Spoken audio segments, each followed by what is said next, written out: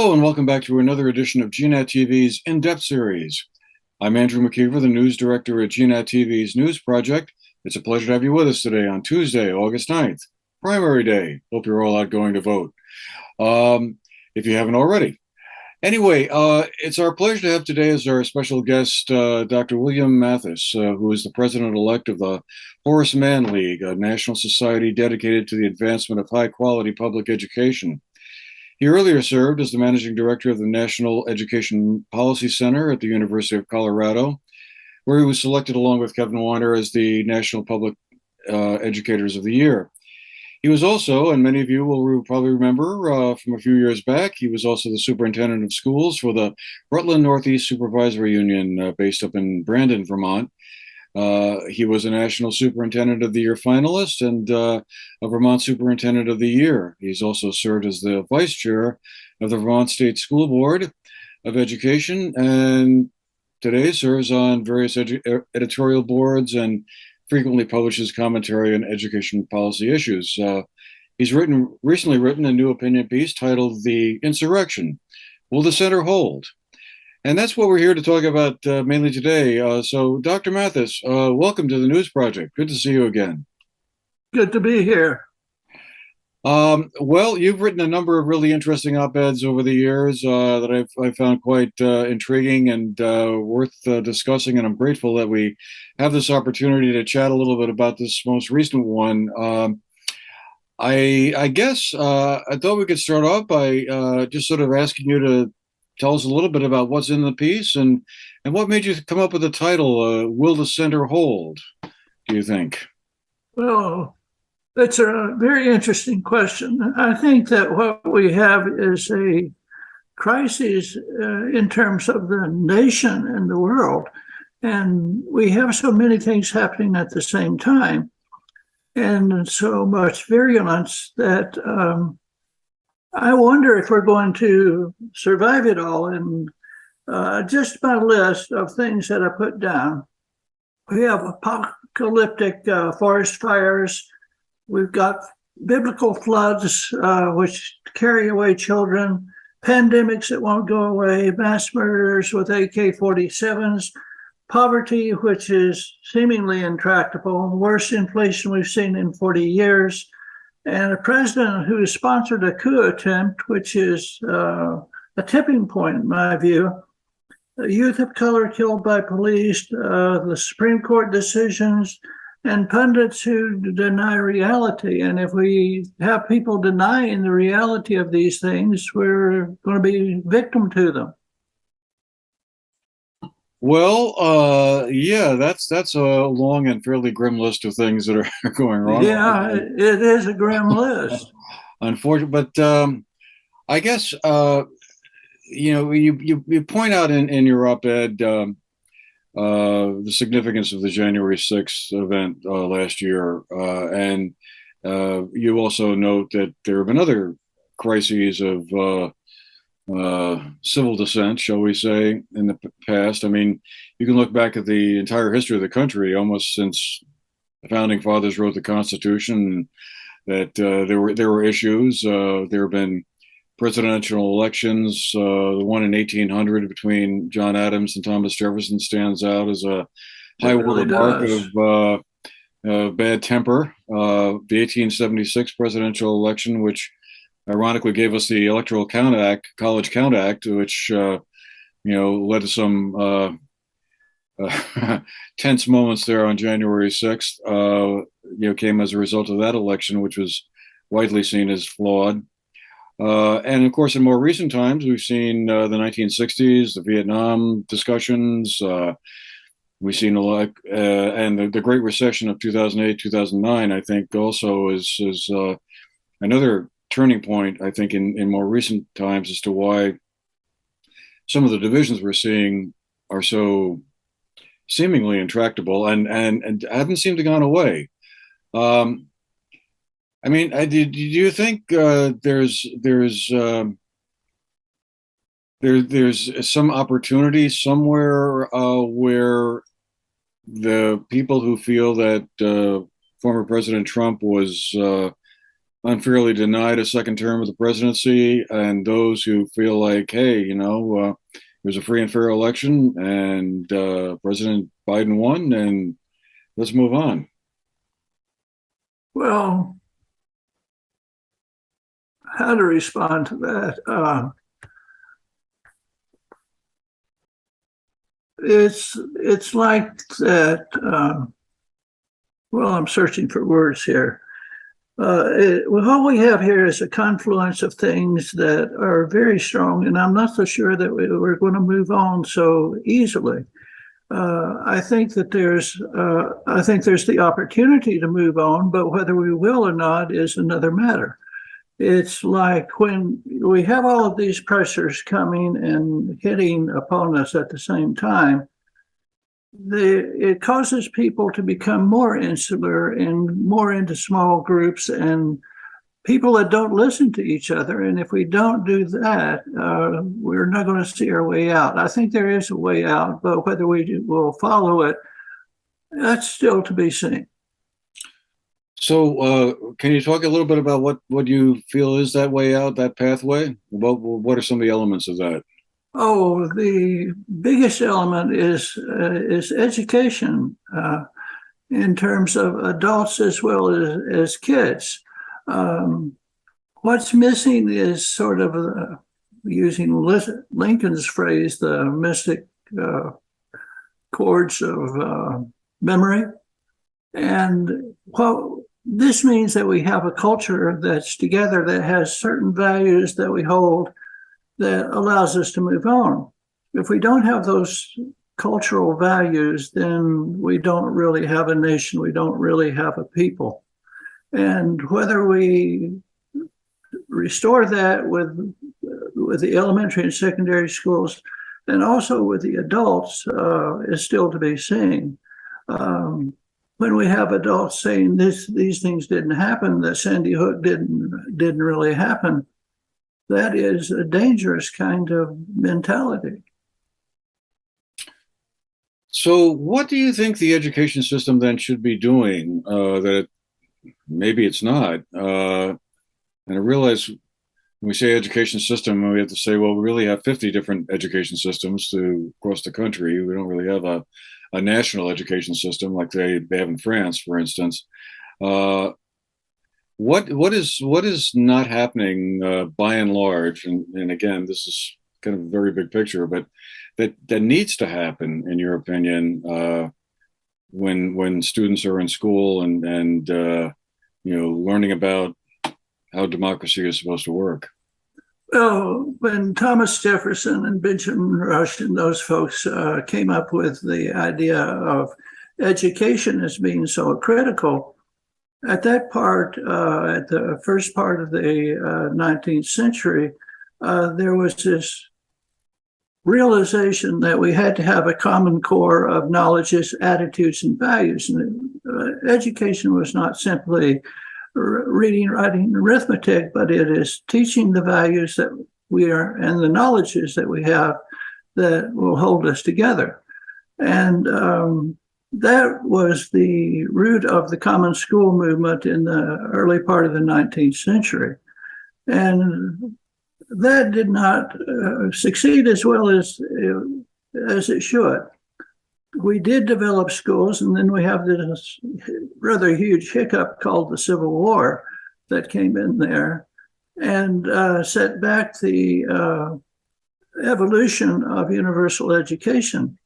But the founding fathers really conceived of education as being the necessary thing that would give us the common core that would move on.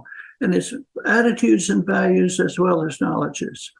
Today, we face a new dilemma with the adults and the attitudes that are manifest when we see people tearing up the Capitol building. There's something wrong here. I mean, I guess I've heard anyway that some folks have been concerned that perhaps basic civics education, which those of us of a certain age remember taking. Do you think that's an area that needs strengthening in curriculums, let's say across Yes. Oh, yes, it does need to be strengthened. And what we were subjected to in junior high school was here's the three branches of government, and here's what they do, and here's these little charts with arrows that shows the progress of a bill and so forth. And that really doesn't mean a whole lot to ninth graders. And where it starts taking on meaning is when people are actively involved in their government and in what they're doing at all levels. And that's what we don't have. And we don't have really the civic culture that would be useful in terms of cooperation, listening to each other, things of this sort. These are necessary values for a democracy. And the greatest example that I would give is what's happening with town meetings in Vermont. Where is the robust kind of interaction of having all the people come together? I feel like we have sort of drifted apart and separated by socioeconomic levels and so forth. We're not the same agrarian society where everybody was universally poor, if you will, but yet it's divided into some are more affluent than others. Well, that seems to be a concern I've heard expressed well fairly frequently, especially in the last couple of years. It seems like people, I read this often anyway, are sort of segregating themselves into neighborhoods where folks who are affluent tend to want to live with other folks like themselves, and folks who can't afford to live there are by default segregated into their own neighborhoods. Is that a trend that you're seeing also? Yes, and it's probably the most dangerous trend is the economic segregation which is happening. We put our interstates where they divided, instead of being on one side of the tracks versus the other, it's one side of the interstate or the other. And the people who have no place to go live underneath the interstates. And this is a very dangerous thing for society.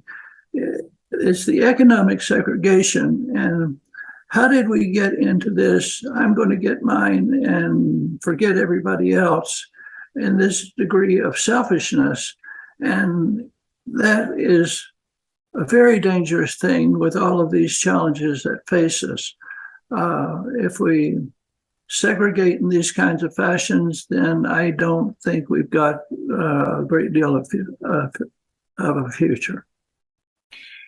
And yet, do you see any sense among the folks who are not part of the top 1% or 5% in terms of wealth and affluence that there's a groundswell of kind of political dynamism, I guess, for lack of a better term, to kind of say, wait a minute, the reason I'm not able to get the healthcare I need or the services I need is because the system isn't set up to deal with people like me, at a cost that I can afford. I don't get the sense that there's a lot of grumbling and complaining about things going on, but I don't really get the sense that there's a clear vision or pathway forward that these folks would want to kind of balance the equation a little bit are undertaking. Well, I think the balancing of the equation is right.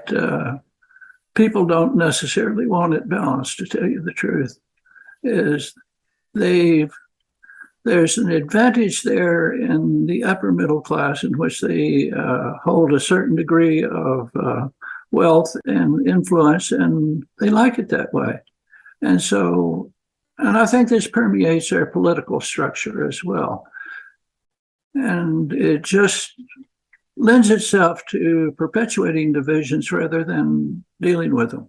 For example, the programs that we've got for single mothers and for higher education subsidies for less affluent people are not enough to make it worthwhile, to make it actually work. We lost something that we had a piece of in the 1950s and 60s, where college was affordable, that the getting your slice of the American pie through hard work and just diligence, that's gone away. The avenues for social mobility are pretty much closed down. And that's a great danger. That's when the divides get greater and the possibilities of unrest become greater. How do you think that, how did that happen? Well, I think a lot of it has to do with, I hark back, and this reflects our age, is to Vietnam and the draft that was happening there, which then went away. And what has happened is a simple and straightforward erosion of programs that really allow people to climb the social ladder, if you will.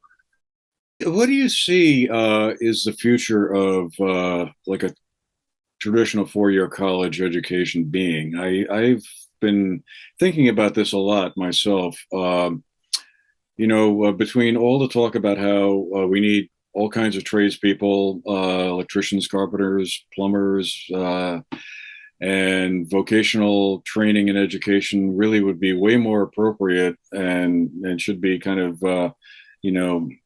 made easier to obtain for a lot of folks who, for whatever reason, 4 years of college just doesn't fit into their plans or kind of what they want to be.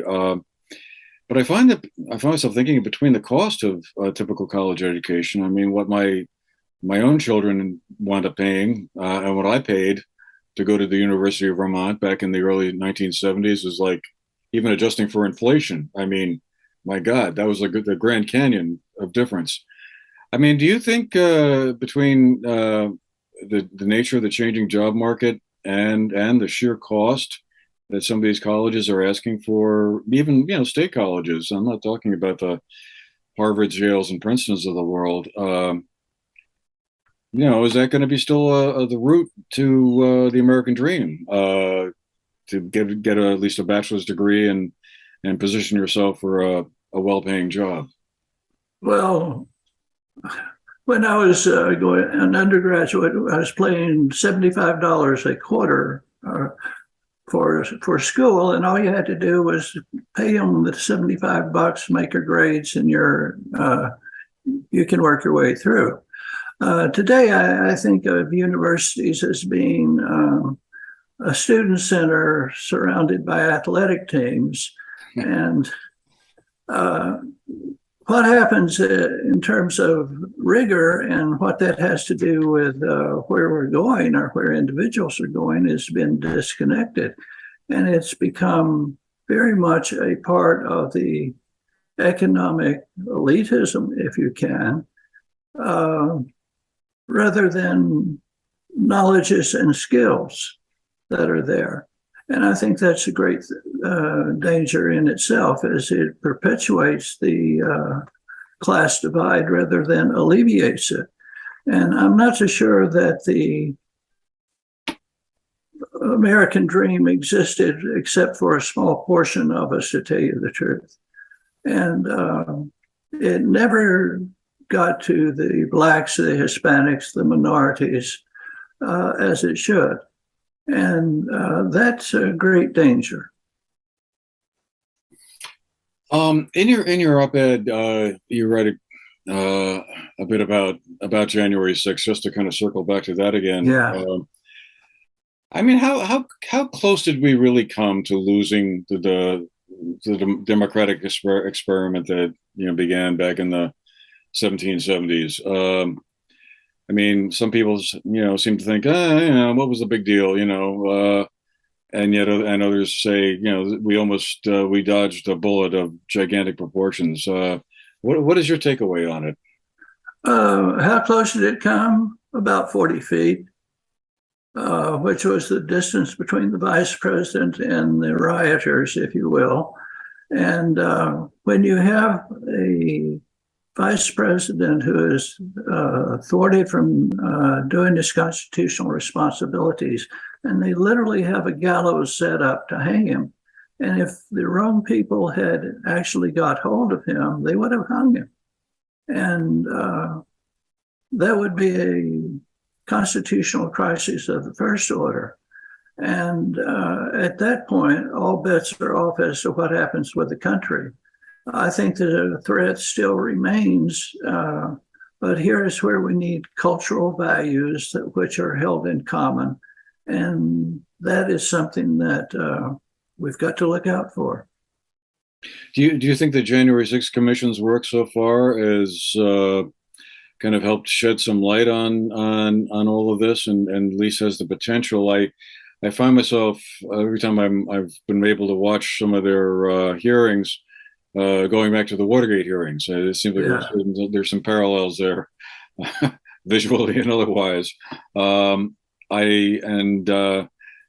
I guess I just find myself wondering if, when all is said and done, will that wind up being some kind of unifying effort? I mean, a lot will depend on their report, I suppose, whenever what they finally come up with. But or will that just sort of further cement the already existing divisions that seem to be so intractable?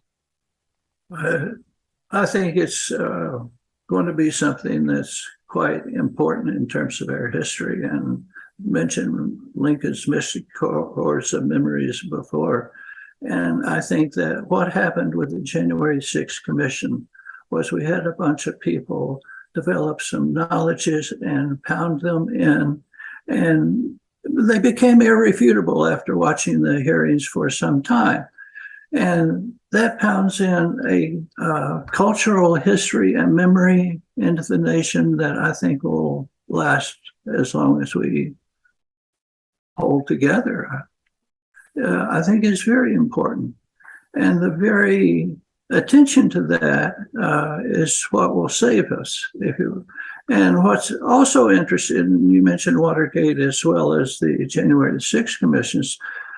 What was interesting here is the Republicans finally came over and said, look, we've just seen some behavior that's intolerable and we cannot go further with this. And I think that is the tipping point. I would like to think I would like to think that would be at least a turning point of some sort or another. And yet it seems like we've arrived at a situation politically in Congress where this whole talk about working across the aisle and kind of bipartisanship, everyone pays lip service to it, and we all think it's a great idea. And I think in a perfect world that would be the case. I often think that sometimes maybe we look at the past with rose-colored glasses and think back to an earlier time when that was the norm, and politics stopped at the water's edge and all of that. But I find myself thinking that more and more people who wind up running for public office at the federal level, at least, seem to be more concerned about getting reelected and holding their jobs and being the party in power than doing what's necessarily kind of makes sense to do for the country. And I think the most recent piece of legislation that passed through Congress, the Inflation Reduction Act, I'm sure that's a bit of political messaging there because it's really more about climate concerns and also Medicare costs. But do you think there's any road ahead where, as long as politicians kind of depend to get reelected on donations from corporations and wealthy individuals, that they're going to be beholden to those groups, and they'll have a lot of influence on their thinking or in their voting? And how are we ever going to get back to at least a situation where there were at least some conservative Democrats and some liberal Republicans, which there don't seem to be at all now? And they push to keep it that way. And you almost implied that money has something to do with politics here. Almost. Yeah. And I think that is a great danger. And the way out of that is awfully hard to see. We would have to ask that these same politicians give up the very path that got them there. And giving up power is not something that comes easily. I think it's essential, and unless we do have a reemergence of the concept of equality and fairness, we're not really got a very good path in front of us. Yeah, indeed. I mean, there are some shining examples of folks who are able to kind of buck that trend. I think of Representatives Liz Cheney and Adam Kinzinger as being two examples of that, but they are in a very small minority. It seems like people who are apparently able to say, "Hey, you know, the world's not going to end if I'm not reelected," and all of that.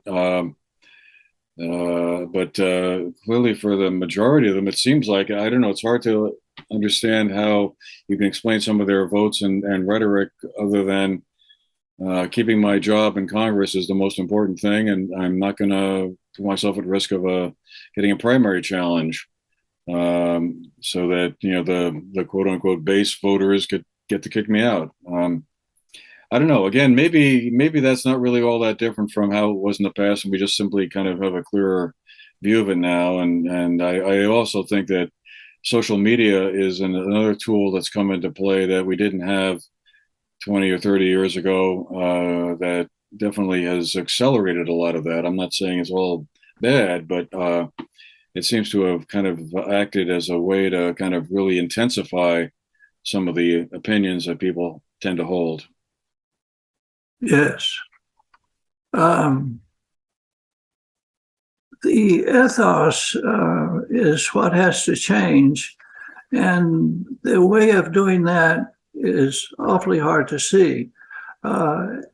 We can talk about it in terms of a younger and a new generation and what we teach them, all the lessons we learned in kindergarten in terms of sharing and responsibility to others seems somehow to get lost. And we have to restore that with the adult population and not just the children. Hopefully, I keep hoping that the next generation will see the era of its seniors' way, and what we've handed off to them is not necessarily very pretty. And we really need to carry that through. And in the 60s, there was the great promise of a new age, the dawning of America, etc. We were going to resurrect the world and restore its values. And what happened on the way? It really didn't happen as much as it should. But I have hope when I talk to my children. They have a very rosy-eyed view of what the future is, and God bless them. Let's hope it's true. Indeed, indeed. Well, I guess we're going to have to leave it there for today, Dr. Mathis. I just want to thank you again for making the time for this conversation, and again for sending me your most recent opinion piece. Good to see you're still active and writing there and sharing your thinking with the rest of us. Really appreciate that. Well, thank you for having me. I've certainly enjoyed it. All right. And thanks to all of you for being with us as well. I hope you found our discussion interesting, and well, we'll see you again the next time. Meanwhile, have a great day.